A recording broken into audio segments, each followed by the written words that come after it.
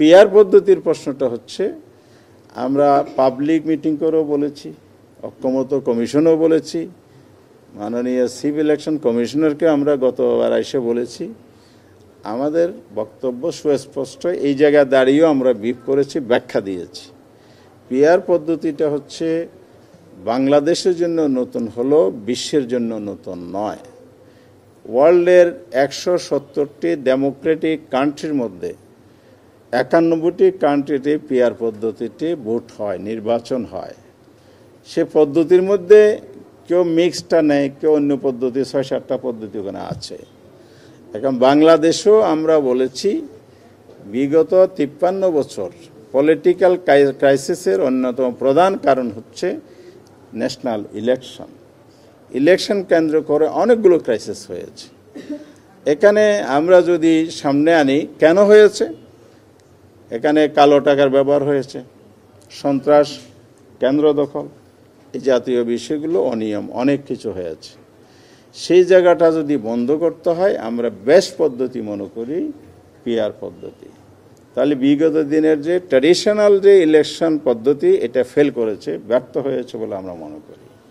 Fair election করতে আমরা চাই। প্রাণ কফি ক্যান্ডি, কররা কফির কঠিন স্বাদে হাইকে বলো বাই।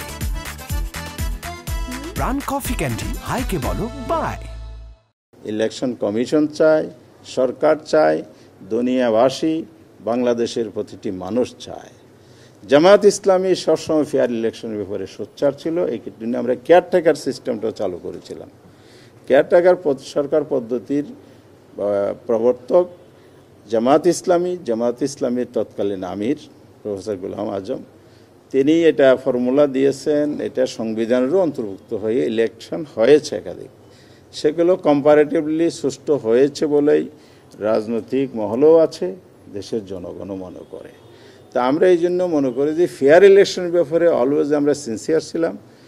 এই পদ্ধতিটাও আমরা সিনসিয়ারলি মনে করি যে দেশের জন্য কল্যাণকর হবে, সুষ্ঠু নির্বাচনের জন্য সহায়ক হবে, একটা বেস্ট পদ্ধতি। আরেকটা হলো ভোটারদের যে যথার্থ মূল্যায়ন। আপনি যদি একটা দল আসন ভিত্তিক সরকার গঠন করে, তাহলে তার 33% বা 40% ভোটের রিফ্লেকশন হয়, প্রতিনিধিত্ব হয়। পিআর সিস্টেমে যদি আপনি একটা প্রাপ্ত ভোটের পার্সেন্টেজ করে যদি পার্লামেন্টের প্রতিনিধিত্ব দেন, তাহলে এখানে যত দল পার্টিসিপেট করবে তার একটা স্ট্যান্ডার্ড যদি পার্সেন্টেজ এখানে পায়, ইটস লাইক 1% যদি আপনি ধরেন, তাহলে 3টি আসন সে পেয়ে যাবে। তাহলে এখানে প্রত্যেকটি ভোটারের একটা পার্লামেন্টে প্রতিনিধিত্ব হবে। বাংলাদেশের যেসব দল গণতান্ত্রিক দল হিসেবে ইলেকশন সিস্টেমে পলিটিক্স করবে, কনস্টিটিউয়েন্ট পলিটিক্স করবে, তাদেরও এখানে পার্লামেন্টে প্রতিনিধিত্ব করার সুযোগ আছে। তাহলে পার্লামেন্টটা অনেক বেশি রিচ হবে, ডেমোক্রেসি অনেক বেশি বিকশিত হবে, এবং বাংলাদেশের মানুষের জন্য তার ভোটাধিকার, ওই যে আমাদের দেশে গ্রামে যেমন বলে যে ভোট কাকে দিবা, বলে যে আমি তো ভোট পচাবো না। পিআরই হচ্ছে ভোট পচানো রোধ করার একটা পথ। তার মানে তার ভোটটাও কিন্তু এখানে পার্লামেন্টে তার একজন প্রতিনিধিকে খুঁজে পাবে। তো নানা দিক থেকে এটা আমরা উত্তম পদ্ধতি, সুন্দর পদ্ধতি মনে করি। সে কারণে জামাত এটার উপর, আপনারা জানেন আমরা পাবলিক মিটিং করেছি 19শে জুলাই। সেই মিটিং থেকে অ্যানাউন্স করেছি, 7 দফার মধ্যে আমরা ইনক্লুড করে এটা করেছি। ইতিমধ্যে আমরা সরকারের কাছে যেমন বলেছি, জনগণের কাছেও আমরা গিয়েছি। সারা দেশে এটা নিয়ে আমাদের বক্তব্য তুলে ধরেছি। সাম্প্রদায়িক রাজধানীতে মিটিং করেছি আমরা, সেমিনার, একাডেমিক, নানাভাবে আমরা জনমত তৈরির জন্য চেষ্টা করছি।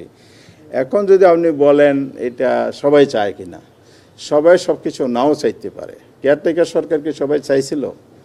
সবাই চাইছিল না বলেই তো আমাদেরকে একটু ঘোলা করে পানি খাইতে হয়েছে, নাকি?